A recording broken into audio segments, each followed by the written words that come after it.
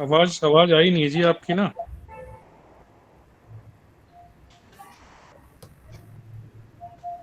दोबारा से कर दूं क्या? हाँ जी। अच्छा। ओम अखंडमंडलाकारं व्याप्तं येन चराचरं तत्पदं दर्शितं येन तस्मै श्रीगुरुवे नमः। ध्यानमूलं गुरुमूर्ति पूजामूलं गुरुपदं मन्त्रमूलं गुरुवाक्यं मोक्षमूलं गुरुकृपा। ओम। जी, कल के श्लोक में जो विशेष बात ये आई थी कि शास्त्र पर श्रद्धा होने के बाद जो कर्म किया जाए तभी उसका फल होगा, अन्यथा उसका फल नहीं मिलता। श्रद्धा के बिना कोई भी कर्म अगर किया जाएगा और श्रद्धा के साथ जो कर्म किया जाएगा उसमें परमात्मा ने गारंटी दी है कि उसका जो है फल जरूर होगा। 21वें श्लोक में प्रवेश करें। कल बतलाना प्रारंभ किया था कि कर्म समाप्त होने पर भी वह फल दे सकता है, क्योंकि वह परमेश्वर की आराधना के लिए किया है। कल भी बताई थी कि जड़ कर्म जो है फल नहीं देता, चेतन ही फल दे सकता है। चेतन ही कालांतर में फल दे सकता है। जड़ कर्म, अब ये लाइन तो नहीं कह रहे, जड़ कर्म उसी समय तो फल दे देता है। पहले तो कहा था कि जड़ कर्म फल नहीं देता, भाव ये था कि कर्म तो जड़ है, फल तो परमात्मा देता है। तो ये बिटवीन द लाइंस तो यही कह रहे हैं कि फल तो परमात्मा ही देगा, जड़ कर्म उसी समय तो फल दे देता है, व्यवहित फल दे सके यह समझ नहीं आता। या तो एक बार व्यास जी जरा इस लाइन का मतलब समझा दें, जड़ कर्म उसी समय तो फल दे देता है, क्योंकि जो भी दिखता तो है, हम कोई भी कर्म करते हैं तो तुरंत भी फल मिल जाता है। कई बार किसी को थप्पड़ मारा तो गाली दे देता है, तुरंत गाली दी तो थप्पड़ मार दिया तो तुरंत फल मिल गया इसका। कालांतर में यानी कुछ काल के बाद, यानी काल का जब अंतर रहेगा बीच में, तो फल जो है वो जड़ नहीं दे सकता, चेतन ही दे सकता है।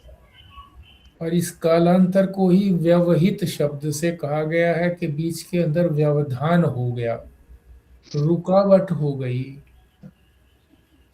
समय की, कि उसी समय फल नहीं मिला, बाद में मिला।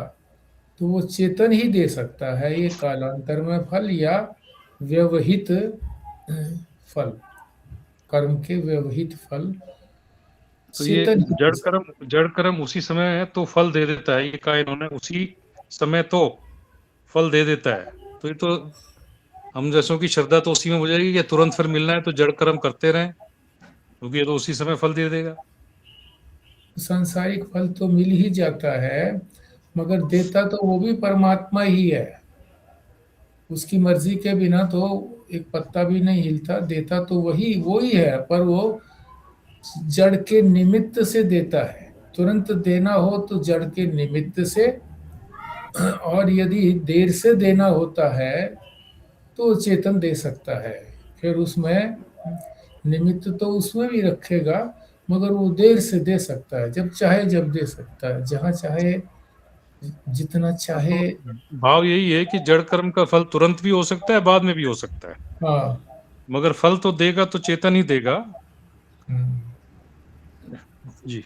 मेरे को लगता है ये यहाँ पे ये कहना चाहते हैं कि फल तो हमेशा परमात्मा ही देगा, पर जो जड़ कर्म है, कभी-कभी हमें ऐसे लगता है तभी की तभी हमें फल मिल जाता है, तो हमें ऐसे लगने लगता है कि ये कर्म ने ही फल दे दिया।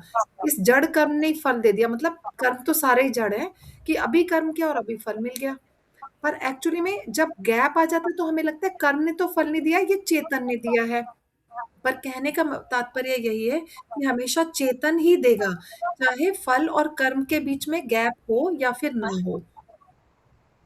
हाँ, फल तो परमात्मा ही देता है, क्योंकि कह ही दिया है परमात्मा ने गीता में कि मैं ही फल देता हूँ, कर्म तुम करो, फल मैं दूंगा। जी, इसलिए कहा था कि वेद में श्रद्धा करके शास्त्रीय कर्म में प्रवृत्ति होती है, वही ठीक फल देती है। यदि बिना श्रद्धा के करें तो सही फल नहीं होता। जहाँ शास्त्रीय कर्म के अधिकारी का विचार आया है, वहाँ श्रद्धावान होना भी आवश्यक कहा है। अर्थी और समर्थ, ये दो बातें तो प्राय लौकिक लोग भी मान लेते हैं। जिसे जिस फल की इच्छा नहीं है, वह कर्म क्यों करेगा? यदि सामर्थ्य नहीं हो तो चाहे जितनी इच्छा हो, नहीं कर सकता।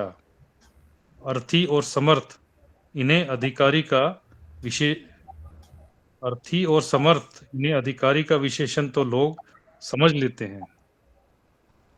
अर्थी का मतलब कि जिसको फल की इच्छा है, अर्थी है, हाँ, वह ऐसा ही कर्म है। करेगा, वह कर्म करेगा। और जिसको फल की इच्छा नहीं है, वह कर्म नहीं करेगा। और समर्थ का मतलब है कि उसमें सामर्थ्य अगर होगी, तो इच्छा होने के बाद भी अगर सामर्थ्य नहीं है तो कर्म नहीं कर पाएगा। दान करना चाहता है मगर दान करने की सामर्थ्य नहीं है, इच्छा है, सामर्थ्य नहीं है, तो भी दान नहीं कर पाएगा।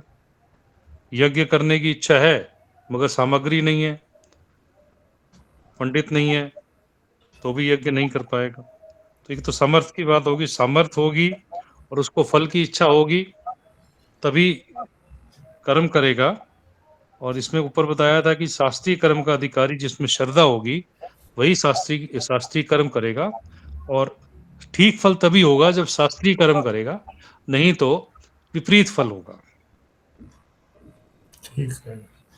शास्त्रीय कर्म का अनुष्ठाता श्रद्धा वाला होना चाहिए।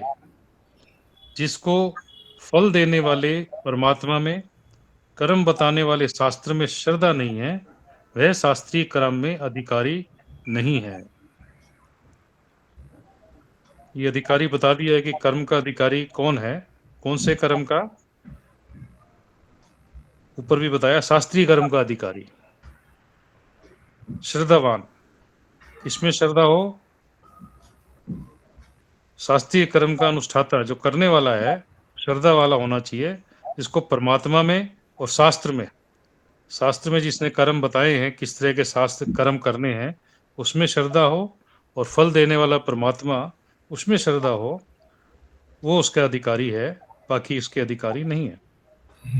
अधिकारी और को भी अधिकारी को भी सभी समझ लें कि यहाँ कोई राइट नहीं है, बल्कि ये एक कर्तव्य है, ये उसका योग्यता है। योग्यता जो होगी, यानी ये योग्यता होगी उसकी कि वो श्रद्धा वाला होगा, तभी वो कर्म का फल उसके मिलेगा। योग्यता की बात है। अधिकारी का तात्पर्य है, बार बार समझाना चाहिए कि योग्यता, ये योग्यता होनी चाहिए, श्रद्धावान होना चाहिए। किसमें? शास्त्र में और ईश्वर में। हाँ जी। चलो, श्रद्धा नहीं है पर फिर भी करता तो है। आजकल वर्तमान लोक काल में लोगों ने एक विचित्र बात मान रखी है। कहते हैं, चलो श्रद्धा नहीं है पर फिर भी करता तो है। आजकल अधिकतर कर्मों में यही हो रहा है। विवाह का कर्म ठीक प्रकार से करने से वैवाहिक जीवन सफल होगा, ऐसी श्रद्धा वर्तमान में लोगों को नहीं है। फिर भी हवन करते हैं, फेरे डालते हैं। श्रद्धा नहीं होने से सोचते हैं बस झटपट हो जाए, उसमें बताए हुए नियमों के अनुसार करने को तैयार नहीं है। अधिकतर कर्मों में आजकल यह परिस्थिति हो रही है। जहाँ श्रद्धा नहीं होती है, वहाँ कर्म नुकसान वाला होता है।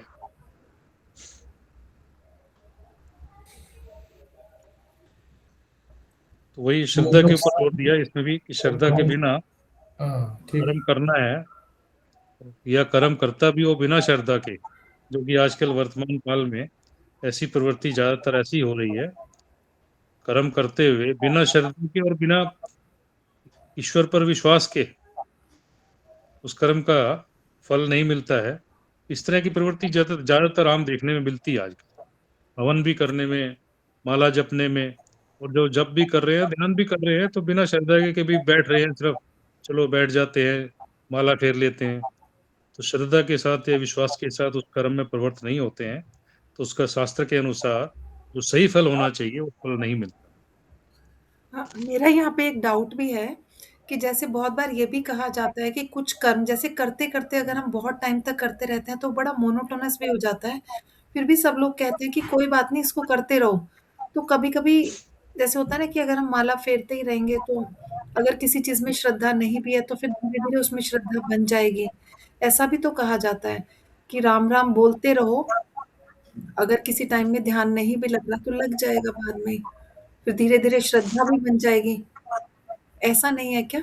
मतलब सांसारिक लोगों में तो ये भी है कि करते रहो, करते-करते भी विश्वास बन जाएगा उसके अंदर। हाँ ठीक बात है, संजीव शर्मा कहते हैं करत करत बन जाई रे।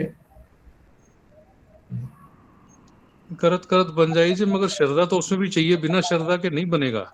नहीं, नहीं तो ये आगे यंत्रवत कंटिन्यू। यंत्रवत जो कह रहे हैं ना कि चलो आदत तो पड़ेगी, कि वे जरूर धीरे धीरे करते करते उसको शरीर बैठने की आदत पड़ेगी, तो धीरे धीरे श्रद्धा बन जाएगी। मान्यता मान ली है, खाली मान्यता मान करके अगर अपने में आचरण में नहीं ला पाया करके नहीं बनी, और उससे विचलित भी हो गया, कई बार सोचता है कि इतने समय से बैठ रहे कोई लाभ नहीं हो रहा, चलो छोड़ दें करके, तो एक देखो मान्यता सर, ही बना रखी है करके कि जी करने से भी बन जाएगी बात, मगर करते करते भी करने का अभ्यास डालने के साथ साथ श्रद्धा का पैदा करना जरूरी है। और वो कब होगी?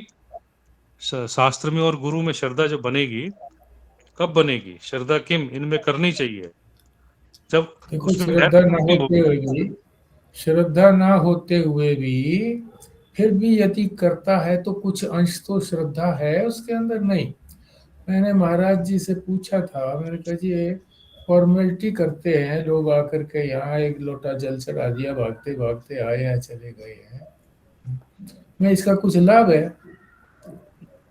बोले तुम लोग ऑपरेशन थिएटर में जाते हो, देखो कैसी मिसाल देते हैं, जिस आदमी से संबंधित होती वैसी, तो वहां पर जो है ना वो कोहनी तक साबुन से हाथ धोते हो, फिर वो टॉवल देती है वो नर्स, वो ही पहुंचती है, फिर अपने आप ही वो आपको एप्रन पहनाती है, और ऊपर से टोपी पहनते हो। फॉर्मेलिटी तो है, आप सीधे धड़ांग से चले जाओ कटकट करते हुए और जाकर ऑपरेशन टेबल पर ऑपरेशन करने लग जाओ। क्यों करते हो?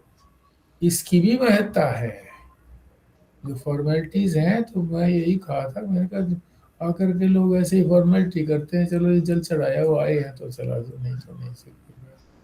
तो ये भी धीरे धीरे बढ़ जाती है, श्रद्धा भी बढ़ जाती है, क्योंकि जो आगे कंटिन्यू करेगा ही नहीं। अगर श्रद्धा धीरे धीरे नहीं बढ़ेगी, दो चार बार करके छोड़ देगा बस। अब शादी विवाह जो है तो एक बार होने हैं, ठीक है, जल्दी जल्दी कर कर खत्म करो, उसमें तो श्रद्धा का मतलब है नहीं है। जो नित्य प्रति करेगा, ये नित्य प्रति वाली बात भी बहुत इंपॉर्टेंट है। ये बात तो वो ठीक है कि उच्चारण तो करेगा कम से कम, और अगर उसने शादी में जैसे जल्दी भी करा कुछ करा, तो परिणय सूत्र में तो बंद ही गया है जी।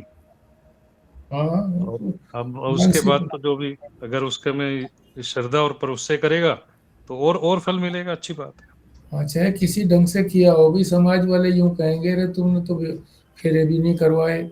और अब तो जो है वो सरकारी मान्यता भी हो गई है कि फेरे भी होने चाहिए, पंडित भी कराए तब जा कर के उसकी मान्यता होगी। चाहे आपने वहाँ जा कर के कोर्ट में या रजिस्ट्रार के यहाँ शादी करवा भी ली है, तो भी फॉर्मेलिटी होनी चाहिए। जी, तो स्वस्ति का जो है इसमें श्लोक पढ़ने में जो है इसका उच्चारण ठीक है, तो श्लोक की जो है उच्चारण करती हैं। श्लोक नंबर 21, पेज नंबर 147। हाँ जी, हाँ जी। क्रिया दक्ष दक्ष क्रतुपति अधीशः तनुभृताम् ऋषीणाम् अविर्जम्य शरणद सदस्यासुरगणः क्रतुभ्रेषत्वतः फलविधानव्यसनिनः ध्रुवं कर्तु श्रद्धाविधुरम् अभिचाराय हि मखः। जी। अब शब्द से उनका अर्थ समझने की बजाय अगर कहे तो आगे बढ़ा जाए जी। जैसे आप जी।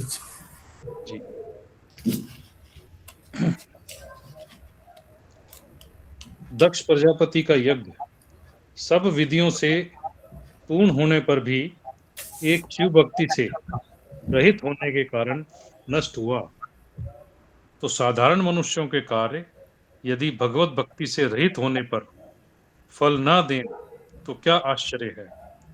शिव भक्ति से ही सारे कार्य पूर्णता को प्राप्त होते हैं। यहाँ तो इन्होंने निर्णय दे दिया जी, भक्ति के साथ जो है ना, भगवत भक्ति से रहित कोई भी क्रिया जो है, कर्म फल नहीं देगा। नहीं दे, न दे तो क्या आश्चर्य है।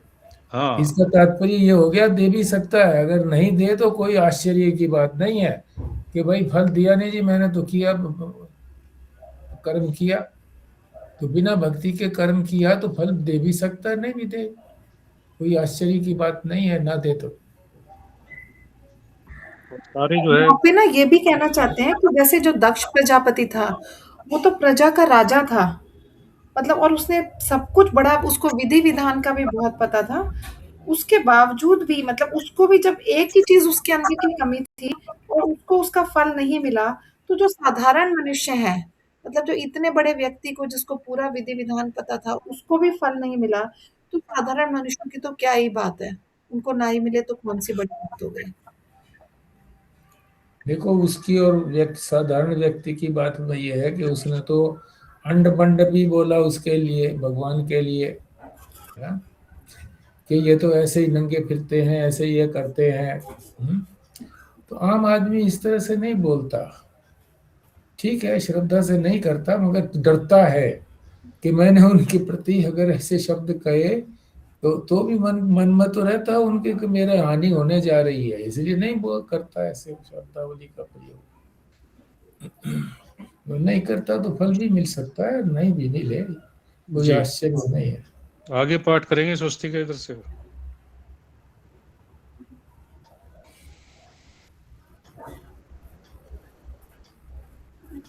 अगर पढ़ा हुआ हो ना सारा तो उसका संक्षिप्त सार में आप बताते चले, जैसे ये है कि भाई इस लीला का उद्देश्य क्या है, बजाय उसको पढ़ने के, इस लीला के द्वारा ये बतलाया कि श्रद्धा से रहित होकर यज्ञ आदि करना। तो क्या बताया कि भाई श्रद्धा से रहित होकर के, यानी बिना श्रद्धा के कुछ नहीं करना चाहिए, करोगे तो उसका फल अच्छा नहीं होगा, नुकसान ही होगा। बस अपने शब्दों में बोल दिया जाए तो ज्यादा ग्राह्य रहता है। जी, फिर भी पढ़ेंगी स्वस्ति का आगे, इस लीला के द्वारा ये बतलाया यहाँ से। हाँ जी, हाँ जी। इस लीला के द्वारा यह बतलाया कि श्रद्धा से रहित होकर यज्ञादि करना हानिप्रद है। विदुर उसे ये कहते, लीला का अर्थ बता दो।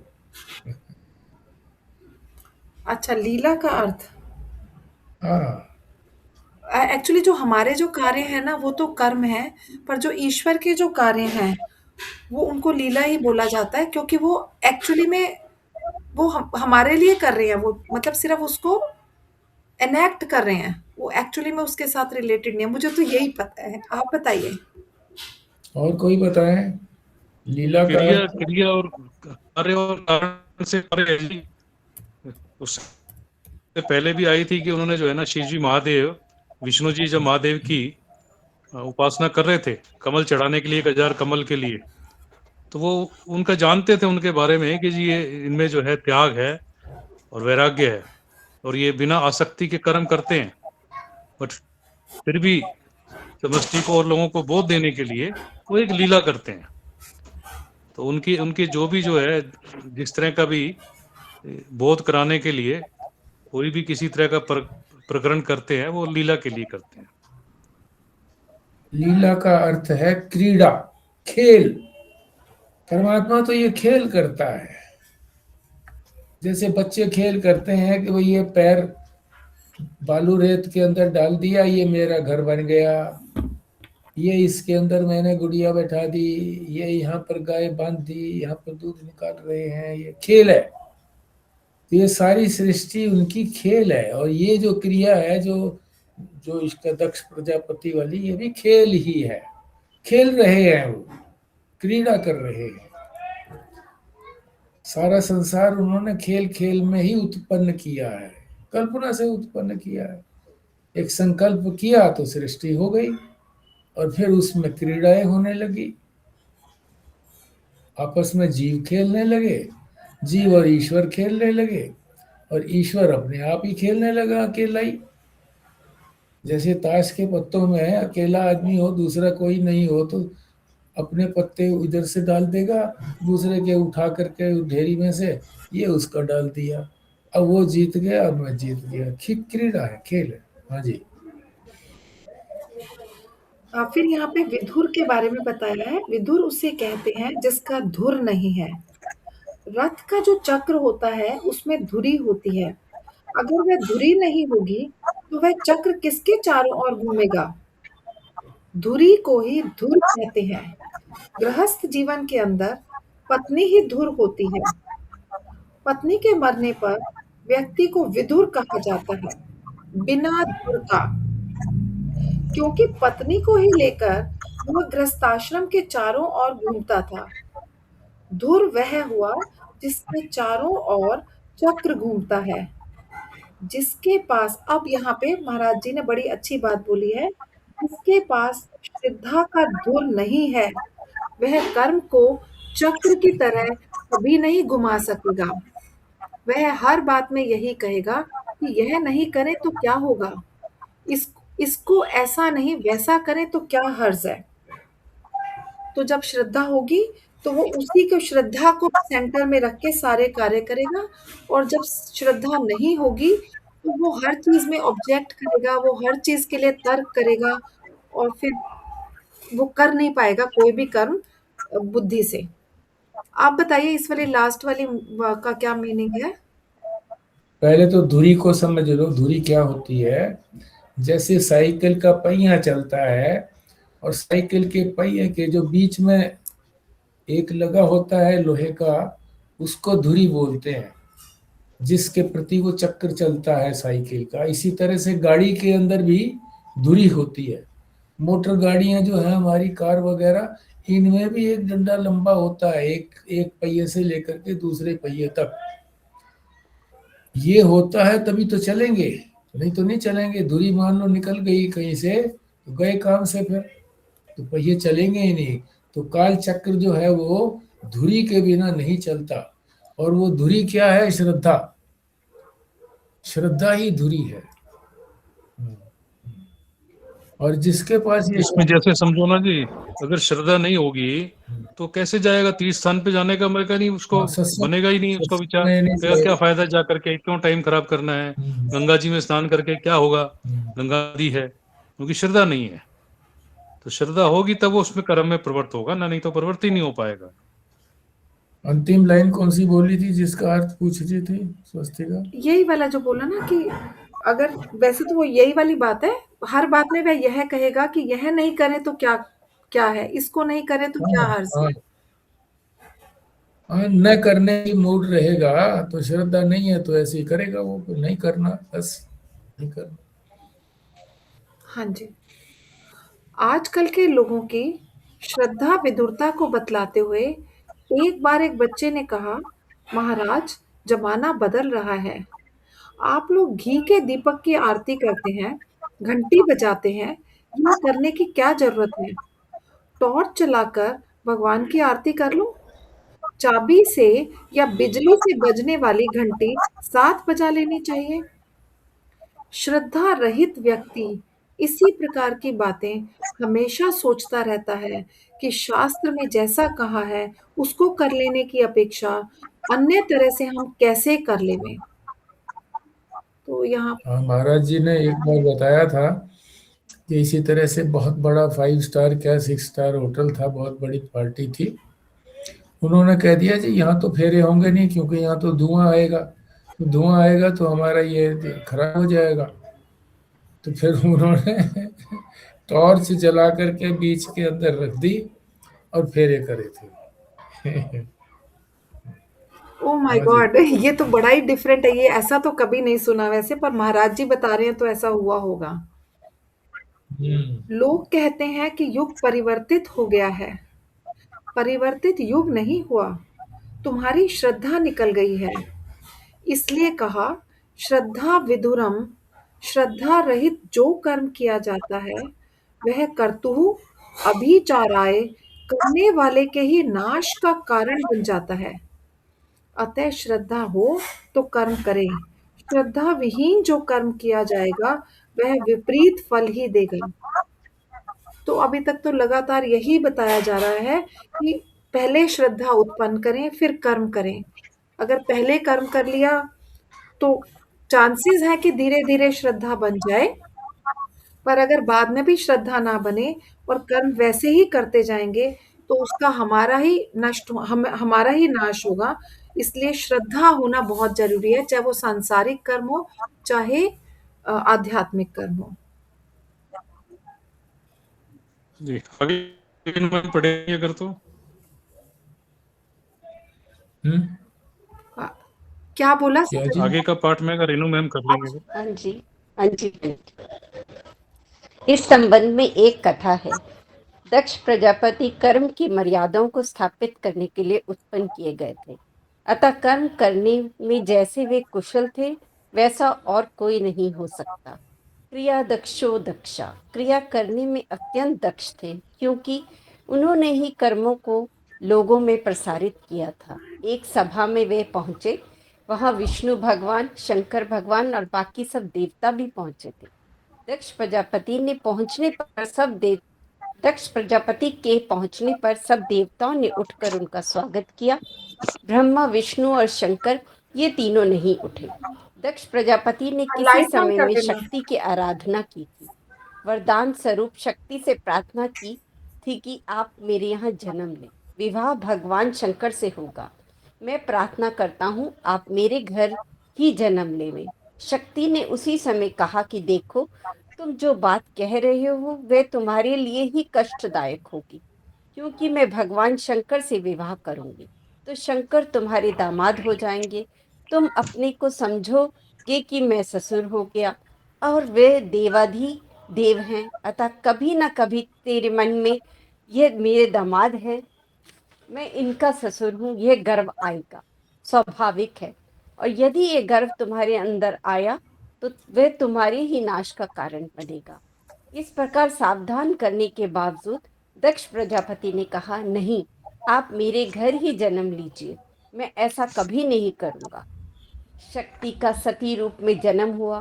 काफी समय तक ठीक चलता रहा, पर रिश्ता ऐसा होता है कि मन के अंदर विपरीत धारणा ले ही आता है। सभा में दक्ष प्रजापति ने सोचा कि ब्रह्मा खड़े नहीं हुए ये ठीक है, क्योंकि ये तो पिता हैं। विष्णु खड़े नहीं हुए क्योंकि ये दादा है, पर शंकर जमाई होकर नहीं खड़ा हुआ, इसको कुछ भी ढंग नहीं है। दक्ष प्रजापति वहां अंड बंड बोलने लगे, इसको सहूर नहीं है किससे क्या व्यवहार करना चाहिए, क्या नहीं करना चाहिए। नशा करता है, किसी योग्यता वाला नहीं है। भगवान शंकर हंसते रहे, उनको तो कोई फर्क पड़ता नहीं है। जब किसी से अनबन व्यवहार करो और वे शांति से रहे तो तुमको और गुस्सा चढ़ता है।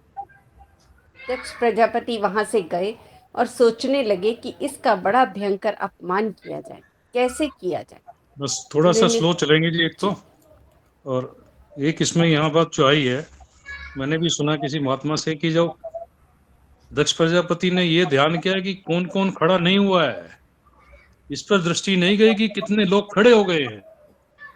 ये इस बात का जो है, हम लोग भी ये देखते हैं कि हम लोग हमारा अपमान किसने किया है, वो ये नहीं देखते कि कितने लोगों ने तो सम्मान कर रहे हैं करके।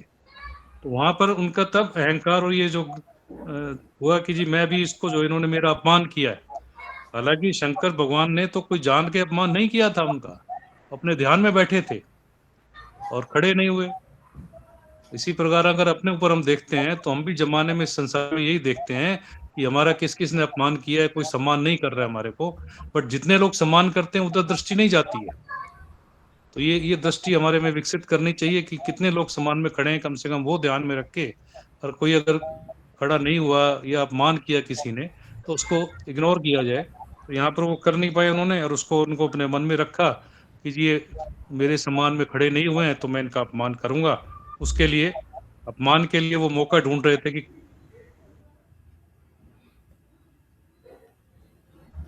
इतना ज्यादा सम्मान किसी व्यक्ति को मिलता होगा और उस सम्मान के बीच में कोई छोटा सा भी कोई बेइज्जती का काम, असम्मान करेगा, तो उसकी अपेक्षा बहुत वो, जैसे एक रंग होता है फास्ट रंग, तो उसकी अपेक्षा से जो दूसरा रंग है, थोड़ा सा भी जो है ना वो कष्ट देने लगता है। थोड़ा सा भी अगर हो तो उससे विपरीत जो अगर है तो थोड़ा सा भी कष्ट देने लगता है। चलो ये लंबी चौड़ी बात नहीं है, जैसा भी है। जी चले आगे चले, थोड़ा सा धीरे, थोड़ा सा करेंगे स्लो को। जी, कैसे किया जाए? उन्होंने निर्णय किया कि एक यज्ञ की पद्धति चलाते हैं जिसके अंदर भगवान शंकर का को कोई स्थान नहीं होगा। पद्धति में रुद्र का स्थान होता है। पर दक्ष प्रजापति ने विचार किया कि कर्मों को चलाने वाला मैं एक नया कर्म चलाऊंगा जिसमें शंकर को स्थान नहीं होगा। यह विचार कर उसने एक यज्ञ का विधान किया। सारे कर्मों का फल देने वाले भगवान शंकर है। सभी शास्त्रीय कर्मों का फल देने में प्रतिभूत तो वो हैं। उनके बिना यज्ञ कैसे होवे? उसने सब देवताओं को बुलाया और उनसे कहने लगा, देखो ये शंकर भांग धतूरा खाने वाला, नशा करने वाला कोई ढंग का नहीं है। दिगंबर घूमता है, चिता भस्म लगाता है। शुभ कर्मों के अंदर इसका बहिष्कार करना चाहिए। सब यज्ञों के अंदर यह एक बड़ा हिस्सा ले जाता है। इसका बहिष्कार करेंगे तो आप लोगों को भी एक बड़ा हिस्सा मिलेगा। पहले तो देवताओं ने नानू किया, कैसे क्या होगा? दक्ष प्रजापति ने कहा, अरे कर्म का विधाता मैं ही तो हूँ, क्यों घबराते हो? देवताओं ने सोचा कि हमारा हिस्सा बढ़ जाएगा। दक्ष प्रजापति कर्म के विधाता हैं, रुद्र का सारा हिस्सा हमें मिल जाएगा। सब लोग राजी हो गए। यज्ञ का विधान हुआ। दक्ष प्रजापति स्वयं उसके यजमान बने। उन्होंने साक्षात ऋषियों को बुलाया यज्ञ के अंदर पुरोहित करने के लिए। जब ऋषि लोग आए और उनसे कहा कि देखो यह नए यज्ञ का विधान कर रहे हैं, तब ऋषि कहने लगे कि यह कैसे हो सकता है? बिना रुद्र के तो कोई यज्ञ संपन्न नहीं होता। ये तुमने नई चाल क्या चलाई? प्रजापति ने कहा कि यह तो ऐसे ही करना है जैसा मैं कह रहा हूँ। कुछ ऋषियों ने तो इसका घोर विरोध किया, परंतु दक्ष प्रजापति ने अधिकतर ऋषियों से कहा कि मैं ही तो कर्म का विधान करने वाला हूँ, अतः इस कर्म को करने में कोई हर्जा नहीं है।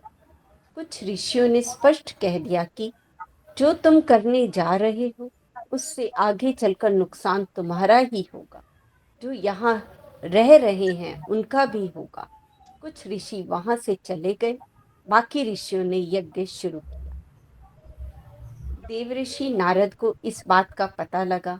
उन्होंने कैलाश पर जाकर भगवान शंकर से कहा कि ऐसा यज्ञ हो रहा है। शंकर जी हंसते रहे, कहने लगे, ठीक है, करने दो। सती से नहीं रहा गया।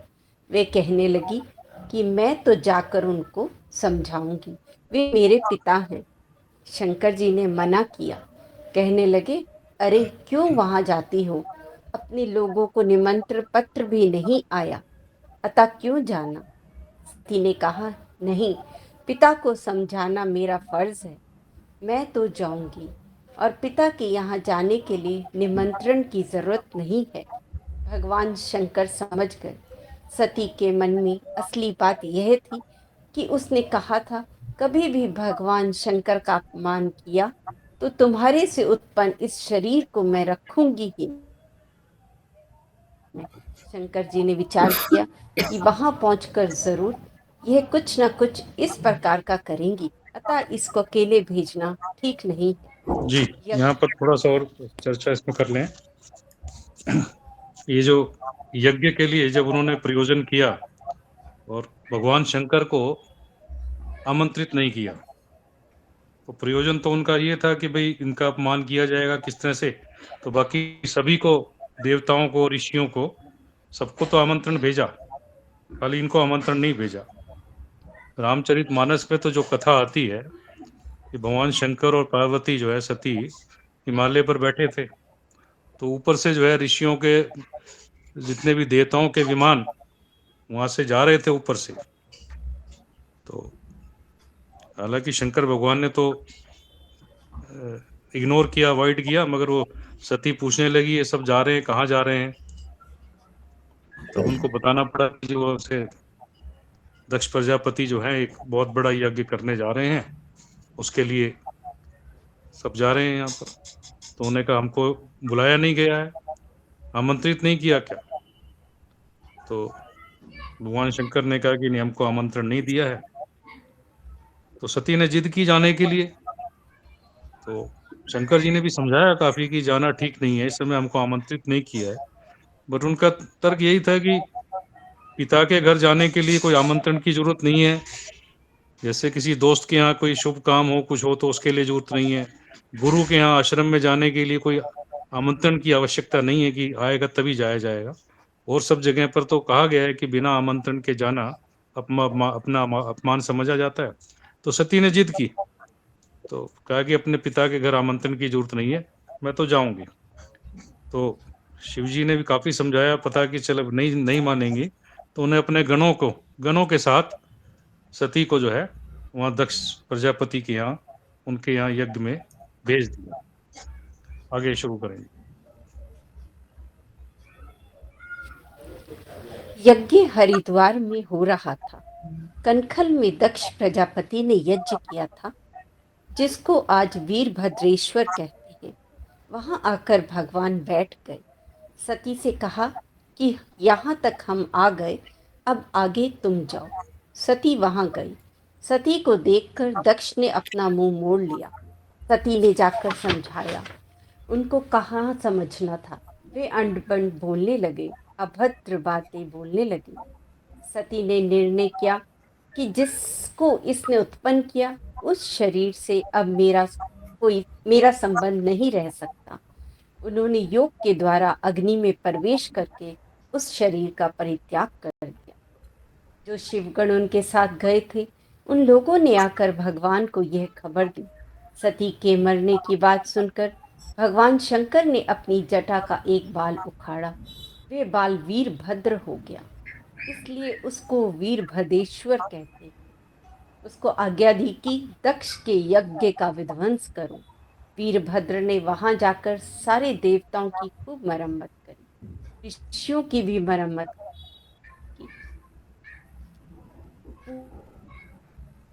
पूषा देवता के दांत तोड़ डाले। आज भी जब बलि देते हैं तो पूषा देवता को सत्तू की बलि देते, उनके दांत नहीं, अतः वे चबा नहीं सकते। इसी प्रकार देवताओं की बुरी गति हुई।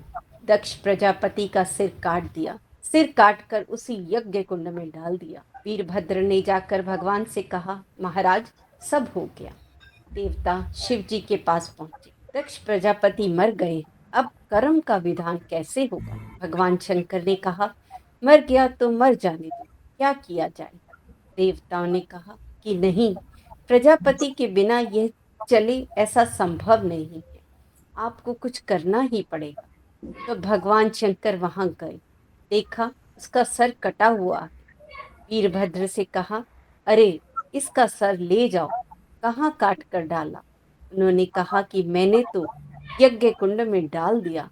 उन्होंने कहा कि जाओ कहीं से एक सिर ले आओ। उनके धड़ के ऊपर लगा देंगे। भगवान शंकर के गण तो गण ही थे। बाहर गए, एक बकरा खड़ा था, उसका सिर काट कर ले आए। भगवान शंकर ने कहा कि यह क्या ले आए? ठीक है, जो ले आए सो ले आए। दक्ष के धड़ पर बकरे का सिर लगा दिया। दक्ष पुनर्जीवित हो गया। भगवान शंकर से प्रार्थना की कि महाराज, मुझसे एक बड़ी गलती हो गई, इसलिए अभी भी जब शंकर जी के मंदिर में जाते हैं तो बकरे के ढंग की आवाज़ निकालते हैं, ये बतलाने के लिए कि हमारे अंदर भी कर्म अभिमान है, वैसा ही जैसा दक्ष के अंदर था। परंतु आपको उनकी भी शरण दी, अतः कर्म अभिमानी होने पर भी आप हमको भी शरण दें। उस यज्ञ में पुरोहित कौन थे? ऋषि ही थे। सुरगणा सदस्य देवता वहां सशरीर आकर बैठे थे। परंतु उस यज्ञ के अंदर दक्ष ने श्रद्धा विधुरता दिखाई थी। कहीं भी वेदों के अंदर बिना रुद्र की बलि के यज्ञ का विधान नहीं है। जब वेद में लिखा है तो वैसा ना मानकर कर्म को बनाने वाला मैं हो गया, इस अभिमान से श्रद्धा से रहित हो गया था। सारे यज्ञों के फल का विधान करने में भगवान ही तत्पर रहते हैं। श्रद्धा से रहित चाहे जप करो, तप करो, दान करो, यज्ञ करो, पूजा करो, श्रद्धा से रहित जो तुम कर्म करोगे वे तुम्हारे ही नाश का कारण होगा। जी, यहाँ पर रुके, इस पर कुछ चर्चा कर लें। एक तो ये व्यास जी बताएंगे बकरे का सिर लगा करके कुछ सूचक इस तरह का कुछ बताना चाहते हैं कि क्यों ऐसा लगाया। हाँ जी, और कोई बोले तो। बकरे से ये देखो, कर्म के अभिमान की बात कर रहे हैं, जीव के अभिमान की बात कर रहे हैं कि मैं ही करने वाला हूँ। ये उसी बात का सूचक है। जैसे दक्ष के अंदर था कि मैं ही कर्म का विधाता हूँ, कर्म करने वाला भी और उसका विधान करने वाला भी। तो क्योंकि अब उसके सिर के ऊपर लगाया, तो ऐसे हम ईश्वर की शरण में जाते हैं और हम यही कहते हैं कि हम भी दक्ष की तरह से ये सोचते हैं कि कर्म का अभिमान है, पर अब हम आपकी शरण में आए हैं, तो आप हमें कर्म के अभिमान से निवृत्त करो। जैसे मंदिर में जाते हैं, वहां पर उसी मंदिर के अंदर तो मैं की आवाज निकालते हैं, मैं बकरा बोलता है ना, इसी तरह से। तो वहां भगवान ने उस अहंकार का सिर काटा, मतलब बकरे का सिर काटा। वो भी तो बोल रहा था, इसी तरह से बोलता है। तो कह रहे हैं कि हम आपकी शरण आए हैं, तो हम हमारे अभिमान को भी आप काट दें। जो हम में कौन सा अभिमान है? कर्म का अभिमान है कि मेरे बिना कर्म कैसे होगा, मैं करूंगा तो होगा, नहीं करूंगा तो नहीं होगा। ये अभिमान हमारा मिथ्या अभिमान है। इस अभिमान का सिर काट दो, हम आपकी शरण में आए हैं। मैं कुछ कर नहीं सकता, आप ही कर सकते हैं। तो मेरे अंदर जो ये भावना है, दृढ़ भावना कि मैं ही करूंगा तो होगा, नहीं तो नहीं होगा, इसको आप जैसे बकरे का सिर कट के आया था, इसी तरह से आप भी काट दो हमारा अभिमान। दूसरा मैं सारा दिन हम करते रहते हैं, मैं इसी को काटने की बात कही। दूसरा ये भी था कि जब सिर काट दिया था तो फिर काटने के बाद जोड़ने की बात क्यों थी? क्योंकि देवताओं ने कहा कि अगर ये काट देंगे तो क्योंकि कर्म करेगा किस तरह से? क्योंकि दक्ष प्रजापति जो है उसी के उसमें बताया कि भाई कर्म करने के लिए दक्ष प्रजापति की तरह दक्ष थे, वो कर्म का विधान उन्होंने ही रखा था। तो अगर जीवित ही नहीं रहेंगे तो कर्म का विधान खत्म हो जाएगा। इसलिए भी जो है उनको जीवित करना पड़ा, किसी के भी जैसे कहा सिर लेके आओ जीवित करने के लिए। भगवान शंकर ने ही, भगवान विष्णु ने ही विधान किया हुआ है कि कौन क्या करेगा। तो इनको जो है कर्म का दायित्व तो दिया हुआ था कि तुम्हें पैदा ही इसीलिए किया गया है कि कर्म कैसे करें, do and I do, what to do and what to not to do. तो ये विधान यही करते हैं कर्म का, क्या करना है क्या नहीं करना है, और उसी को ही शास्त्र में ले लिया जाता है कि ये विधि और निषेध। विधि और निषेध ये दक्ष प्रजापति का ही काम है कि किसकी किस तरह से क्रिया होगी। सारी क्रियाओं में जैसे ये यज्ञ आदि होते हैं, उसमें क्या क्या विधि होती है, तो विधि विधान सारा ये दक्ष प्रजापति ही बताता है। दक्ष प्रजापति नहीं होगा तो फिर वो विधि विधान से यज्ञ आदि संपन्न नहीं होंगे, तो फिर उसका लाभ भी नहीं होगा। जी, आगे बढ़ने से पहले आज यहीं पर करके मगर एक जिज्ञासा है, अब अगर सभी पार्टिसिपेट करेंगे, खासकर डॉक्टर साहब मनोहर लाल जी से भी, कर्म की चर्चा हम कई 2-3 दिन से कर रहे हैं। अगर कोई इस पे विशेष प्रकाश डाले कि कर्म और पुरुषार्थ, इन दोनों में क्या भेद है और कैसे इनका डिफाइन करें उसको करके कि भाई कर्म और पुरुषार्थ में क्या भेद रहेगा, अगर प्रकाश डालेंगे इस पर तो।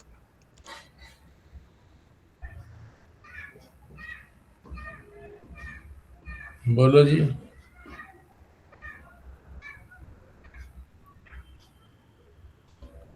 कर्म तो जो होता है जी वो हम अपने इन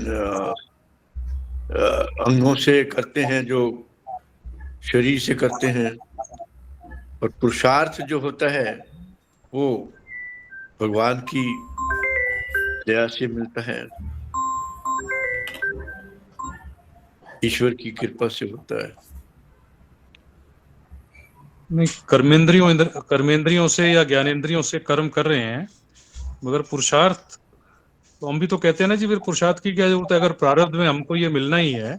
कई बार ये सवाल उठता था करके कि प्रारब्ध लिखा गया है, हमने जो कर्म किए हैं उनका फल मिलना ही है हमारे को, तो फिर पुरुषार्थ की क्या जरूरत है, कुछ करने की क्या जरूरत है। पुरुषार्थ में भी करना तो है ही है, पुरुषार्थ भी तो हमने ही करना है और कर्म भी हमने करने हैं। फर्क सिर्फ इतना ये है कि कर्म तो क्रिया है और पुरुषार्थ क्या है, वही मैं आपसे खुलासा करने के लिए बात कर रहे हैं कि दोनों में मूलभूत क्या फर्क है।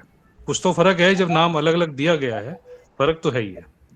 और स्वस्तिका भी बोलें करके और क्या।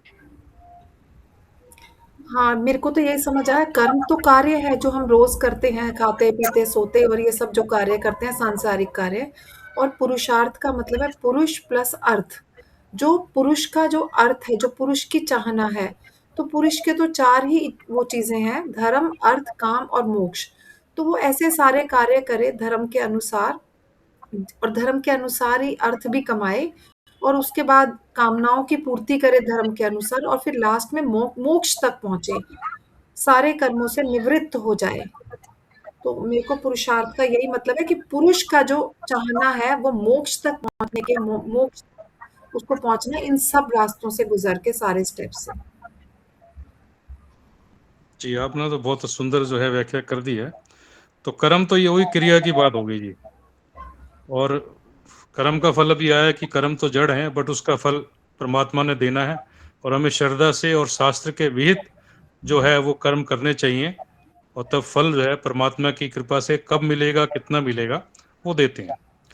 और पुरुषार्थ की जो बात है मेरे भी दिमाग में इसलिए आई करके, तो एक बार मैंने भी ब्रह्मचारी से जब प्रश्न किया था तो उन्होंने कहा था कि परमात्मा के लिए जो प्रयास किया जा रहा है वही पुरुषार्थ है।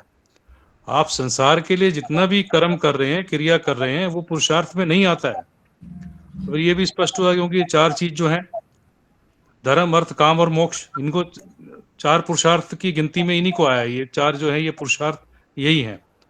मगर जो मेन जो डिफरेंस समझ में आता है, क्रिया एक तो कर्म क्रिया हो गई, पुरुषार्थ के अंदर हमें लक्ष्य निर्धारित करते हैं। जो लक्ष्य है वो पुरुषार्थ है। पहले जब भी अब अर्थ कमाने के लिए भी कोई ना कोई हम पहले लक्ष्य निर्धारित करते हैं कि भाई ये हमने, हमारा लक्ष्य ये है, हमने यहाँ पर एक फार्म हाउस बनाना है। लक्ष्य निर्धारित करने के बाद फिर उस पुरुषार्थ में लगते हैं कि उसके लिए कितना पैसा लगेगा, कितनी जमीन कहाँ से लेनी होगी, तब आदमी उसमें कार्य में रत हो जाता है, तब क्रिया में कर्म में लग जाता है। तो पुरुषार्थ में एक तो मेन विशेष बात आती है लक्ष्य का निर्धारण करने का। और संसारिक पुरुषार्थ भी यही कहा जा सकता है कि संसारिक पुरुषार्थ का है, मगर असली पुरुषार्थ तो परमात्मा की प्राप्ति के लिए जो हम सत्संग, प्रवचन, जप, ध्यान, पूजा, यज्ञ, जो जितने भी इस तरह की जो क्रियाएं कर्म कर रहे हैं, उसको असली पुरुषार्थ वो कहा जाता है। बाकी तो सांसारिक पुरुषार्थ है। जहाँ तक मैं समझा हूँ। बाकी व्यास जी और खुलासा करते हैं। देखो, जो दो चीजों का कंपैरिजन किया ना, इनका कोई आपस में कंपैरिजन बनता नहीं है। कंपैरिजन उसका तो बन सकता है भाग्य और पुरुषार्थ। इसका तो बार बार कंपैरिजन आता है कि भाग्य बड़ा है या पुरुषार्थ बड़ा है। और ये जो कर्म की बात आई है, किसी भी क्रिया को कर्म नहीं कहेंगे। मान लीजिए मैं बैठा बैठा पैर हिला रहा हूं, तो ये कर्म थोड़ा ही है। ये कर्म नहीं है, मुझे पता ही नहीं है मैं पैर हिला रहा हूं कि नहीं हिला रहा हूं। कर्ता ही कर्म को करता है। जब तक कर्ता नहीं होगा कर्म नहीं किया जाएगा। और कर्म जो है वो, यदि क्रिया यदि निरुद्देश्य होगी तो वो कर्म नहीं होगा। निरुद्देश्य क्रिया नहीं होनी चाहिए, और वो श्रेष्ठ उद्देश्य होना चाहिए, तब उसको कहेंगे कर्म। और जिसमें कोई अहंकार आदि नहीं है, मतलब वो कर्ता नहीं है, जिसके अंदर कर्तापना नहीं है, तो उसको तो क्रिया ही कहेंगे। जैसे मशीन है, तो मशीन की जो भी मूवमेंट हो रही है, इसको क्रिया तो कहेंगे, मगर कर्म नहीं कहेंगे कि मशीन कोई कर्म कर रही है, क्योंकि ये अपने आप कुछ कर नहीं रही। इसमें कर्तापन नहीं है, मैंपना नहीं है। जब मैंपना होगा तब वो कर्म कहलाएगा, और वो निरुद्देश्य नहीं होना चाहिए। ये तो कर्म की और नहीं, वो कर्म भाव तो की ये था कि इच्छा, क्रिया और कर्म। क्रिया आपने तो ठीक बताया करके कि जो मशीन कर रही है वो तो क्रिया ही है। इच्छा, क्रिया और कर्म तीन बातें नहीं है। ज्ञान, इच्छा और क्रिया, ये तीन चीजें हैं। ज्ञान, इच्छा और क्रिया, ये चीज है। और आपने जो इसके साथ जोड़ा है कि वो क्रिया और कर्म, ये बोला ना, क्या दो चीजों का तुलना। हाँ, नहीं ठीक है, कोई पुरुषार्थ भी क्रिया कर्म नहीं है, बात ठीक है। तो हाँ, पुरुषार्थ और किसी भी कर्म के क्रिया बीच को कर्म नहीं कहेंगे। और पुरुषार्थ और भाग्य जो है, इसकी तुलना बार बार होती है। नहीं, तुलना नहीं कर रहे हैं, दोनों के अर्थ समझने की बात कर रहे हैं करके कि जनरली नहीं, हम लोग ना कर्म को ही पुरुषार्थ भी मान लेते हैं करके कि हमने कर्म किया, हमने पुरुषार्थ किया। सिनोनियस में हम लोग भेद समझ नहीं पाते हैं ज्यादातर, मान लेते हैं ऐसे ही कर्म कर रहे हैं, पुरुषार्थ कर रहे हैं। हाँ, तो पुरुषार्थ जैसे चार बताए, अगर तो संसार के प्रति किया हुआ है, तो या तो किसी कामना से किया हुआ होगा, है, या धर्म के अनुसार किया होगा, तो परमार्थ के अंदर आगे बढ़ेंगे। मगर वो परम पुरुषार्थ नहीं है। ये संसार के लिए ही पुरुषार्थ है। मगर यदि धर्म से नियंत्रित अगर हम धन कमाते हैं, और धन का व्यय जो है वो शास्त्र के अनुसार करते हैं, धर्म से नियंत्रित करते हैं, तो हमारी गाड़ी आगे बढ़ती है।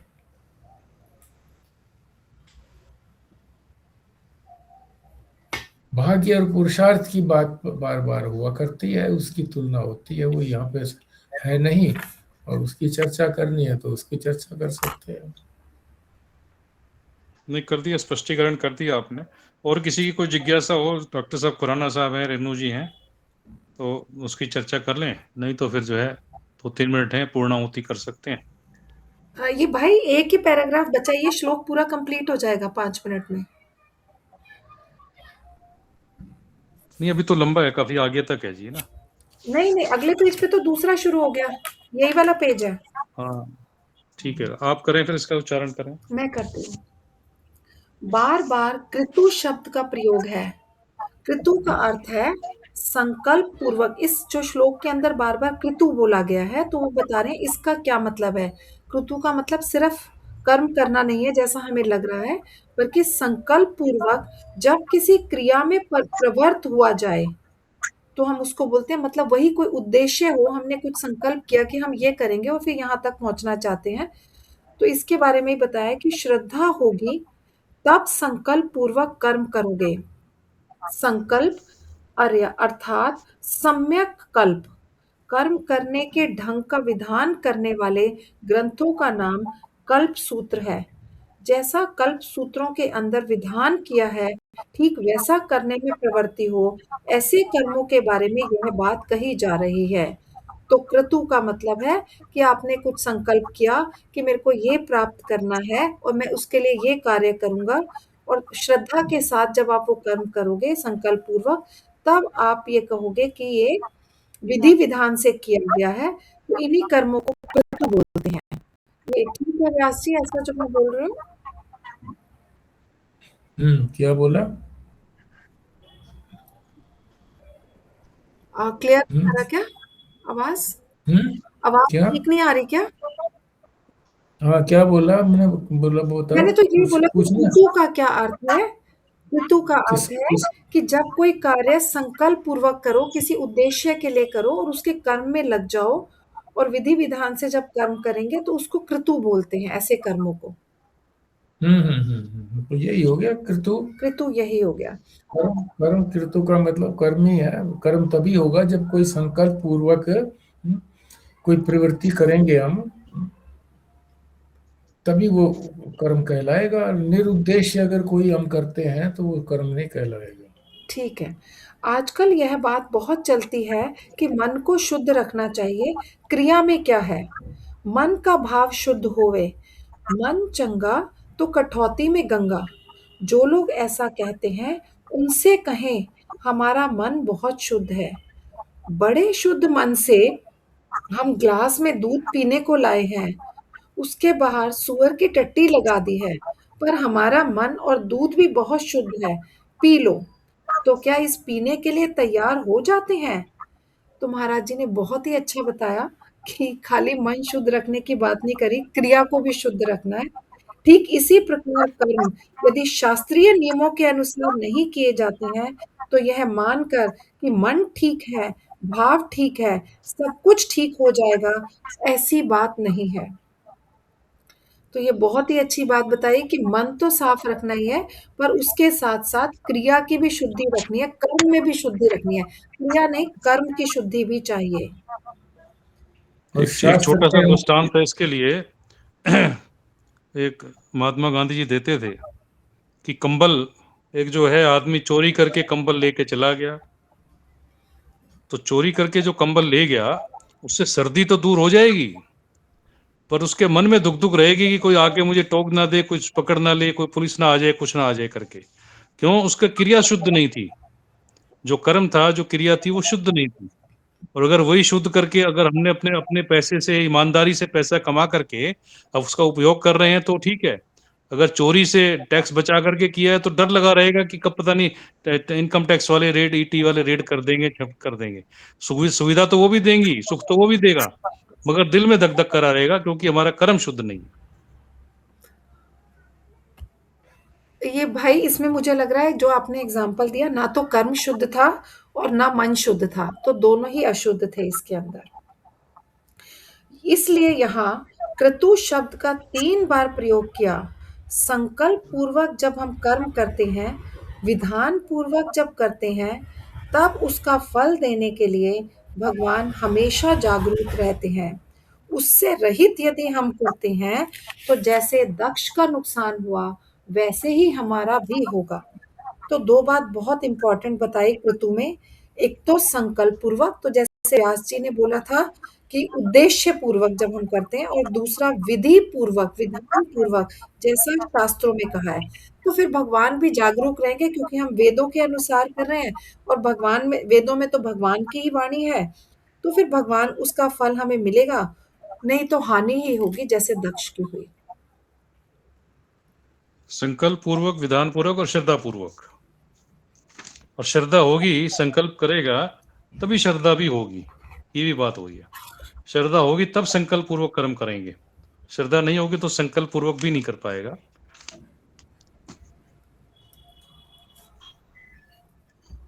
जी, यहाँ पर हमारा जो है इस सारे 21वें श्लोक का एक ही अर्थ है, श्रद्धा श्रद्धा श्रद्धा। बस श्रद्धा होनी चाहिए किसमें? शास्त्र में, शास्त्रीय श्रद्धा। श्रद्धा से रहित तो कोई भी नहीं है। श्रद्धा तो अभी भी हमारे में है, और महात्माओं से ज्यादा श्रद्धा है हमारे अंदर। पर किसके प्रति है? जड़ के प्रति, संसार के प्रति। दुख दुख देने वाला जो संसार, उसके प्रति श्रद्धा है, उसी में इसीलिए लगे रहते हैं। तो उस श्रद्धा को परिवर्तित करके श्रद्धा शास्त्र के अनुसार, जहाँ शास्त्र कहता है, शास्त्र में श्रद्धा रख करके और उस क्रिया को संकल्प पूर्वक करना चाहिए। ये सारा इस 21वें श्लोक का सार है। उसके लिए उदाहरण दिया ये दक्ष प्रजापति का ये कथा है। इसको कथा को इसलिए कहा गया कि जरा अच्छी तरह से समझ में आ जाए, उससे रिलेट करके आदमी को याद आ जाती है शब्दावली।